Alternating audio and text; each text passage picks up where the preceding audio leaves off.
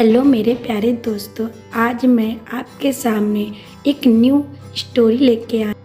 एक लड़की को देखा तो ऐसा लगा। दोस्तों, इस कहानी का पूरा श्रेय मैं राहुल एंथोनी जी को देना चाहती हूँ। मैंने उसकी कहानी एक लड़की को देखा तो ऐसा लगा का ही प्लॉट यूज किया है, इसलिए मैंने इसका नाम भी वही रखा है। दरअसल मुझे यह कहानी इतनी ज़्यादा अच्छी लगी कि इसे मैंने अपने तरीके से लिखने की कोशिश की है, क्योंकि इसका बेसिक आइडिया मेरा नहीं है, इसलिए इसका श्रेय लेने का भी मेरा कोई हक नहीं है। उम्मीद करती हूँ कि आप लोगों को यह कहानी पसंद आए, और जिन्होंने भी उनकी यह कहानी सुनी है कृपया वह पढ़कर बताइए कि मैं इस कहानी को कितना बदलने में सक्षम हुई हूँ। धन्यवाद।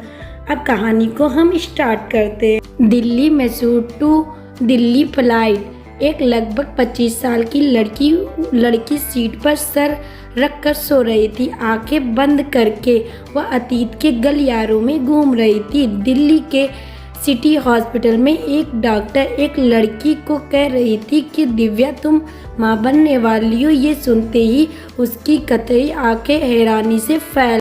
उसे इस बात पर यकीन ही नहीं हो रहा था, क्योंकि आज तक वह किसी भी लड़के के नज़दीक नहीं गई थी। उसका पति भी शादी के घंटे बाद ही मुंबई चला गया था। उसने चिल्लाते हुए डॉक्टर से पूछा, ये कैसे हो सकता है? तभी उसके पिता संदीप साहब ने उसके गाल पर एक जोरदार तमाचा जड़ते हुए कहा कि यह तुम बताओ, बेशरम है या सब कैसे हुआ? डॉक्टर ने बताया कि अबॉर्शन का कोई ऑपरेशन नहीं है, क्योंकि प्रेगनेंसी महीने पार कर चुकी है। वापस आकर उसके पिता ने पिछले 5 महीने का सीसीटीवी डिटेल देखे। उन्हें यह जानकर हैरानी हुई कि पिछले 5 महीनों से किसी न किसी बीमारी के चलते दिव्या घर से बाहर ही नहीं गई। घर आने के बाद जब संदीप साहब दिव्या की माँ को उसके बारे में बताते हैं तो दिव्या की उम्मीद के उलट उसकी माँ कहती है कि बच्चों से गलती हो जाती है, अब हम भी क्या कर सकते हैं। मुझे तो बस इस बात की टेंशन है कि लड़के वालों को इस बारे में पता चलेगा तो क्या होगा। हमारी छोटी बेटी के रिश्ते में भी बहुत दिक्कत आएगी। दिव्या अपनी माँ के ऐसी बातें सुनकर हैरान थी, क्योंकि उसे तो लग रहा था कि यह सुनते ही वो उसके ऊपर चिल्लाएंगे और हो सकता है कि उसे घर से बाहर भी निकाल दे, लेकिन ऐसा कुछ भी नहीं हुआ। दिव्या की माँ व्यवहार हमेशा ही दिव्या की तरफ सौतेला रहा है। वह उसे कभी भी प्यार से बात नहीं करती थी, और अचानक से ही उनका यह बदला हुआ रवैया देखकर दिव्या बहुत ज़्यादा हैरान थी, और इससे भी ज़्यादा हैरान वह इस बात से थी कि आखिर वह प्रेग्नेंट हो तो कैसे सकती है, जब वह किसी लड़के से इंटीमेट हुई ही नहीं है। यह सब बातें उसे बहुत ही ज़्यादा परेशान कर रही थी, और धीरे धीरे वह डिप्रेशन में जाने लग गई थी। एक दिन दिव्या की तबीयत बहुत ज़्यादा खराब हो गई। उसे अस्पताल लेकर जाया गया। वहाँ पर डॉक्टर ने बताया कि यह सब कुछ स्ट्रेस लेने की वजह से हो रहा है, और अगर वह इसी तरह स्ट्रेस लेती रही तो उसके बच्चे को खोने का खतरा भी हो सकता है। डॉक्टर की बात सुनकर दिव्या को एहसास होता है कि कहीं न कहीं वह अपने होने वाले बच्चे के साथ अन्याय कर रही है। आखिर इस सब में उस नन्ही सी जान की क्या गलती है? आखिरकार उसने अपने बच्चे को जन्म देने का फैसला किया।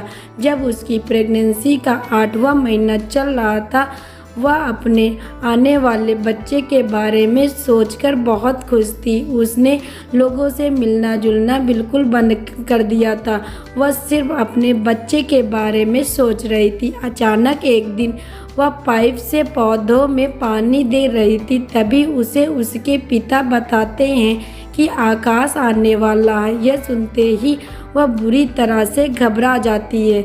मैं यही सोच रही थी कि वह आकाश का सामना कैसे करेगी, और इसी घबराहट की वजह से अचानक ही उसका ब्लड प्रेशर बढ़ जाता है।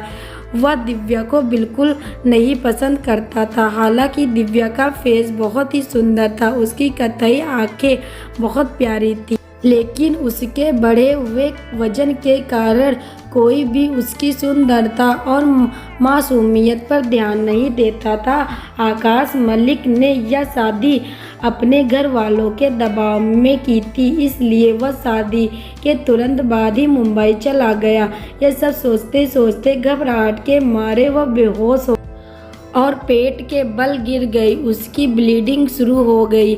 उसके पापा उसे तुरंत हॉस्पिटल लेके गए। मम्मा मम्मा उठो, फ्लाइट लैंड होने वाली है। एक प्यारी सी आवाज़ दिव्या के कानों में गूंजी। जैसे ही उसने आंखें खोली, एक नन्ही सी प्यारी सी बच्ची अपनी गोल गोल आंखों से उसे देख रही थी। वह दोनों जैसे ही एयरपोर्ट से बाहर निकल रहे थे, सब लोग उन्हें ही देख रहे थे। लाल रंग की शिफॉन की साड़ी में दिव्या गजब की खूबसूरत लग रही थी। उसके लंबे बाल उसकी कमर तक आ रहे थे। वो चलते हुए ऐसे लग रही थी जैसे कोई नदी में चलते हुए सागर से मिल रही हो। उसके साथ चल रही बच्ची कैप पहन रखी थी और कानों में ईयरफोन लगा रखे थे। उधर एयरपोर्ट के बाहर आकाश मलिक अपनी कार के बाहर खड़ा दिव्या का इंतजार कर रहा था। आज बड़ी मुश्किल से उस घर वाले उसका दिव्या के साथ तलाक के लिए राजी हुए थे, इसलिए दिव्या इतने दिनों बाद दिल्ली वापस आई थी। दोस्तों, मेरा यह लेखन का पहला एक्सपीरियंस है। उम्मीद करती हूँ कि आप लोगों को पसंद आएगा। इसका नेक्स्ट पार्ट आपको जल्दी मिलेगा। और मेरे प्यारे प्यारे दोस्तों, आपको ये स्टोरी कैसी लगी आप ज़रूर कमेंट बॉक्स में बताना।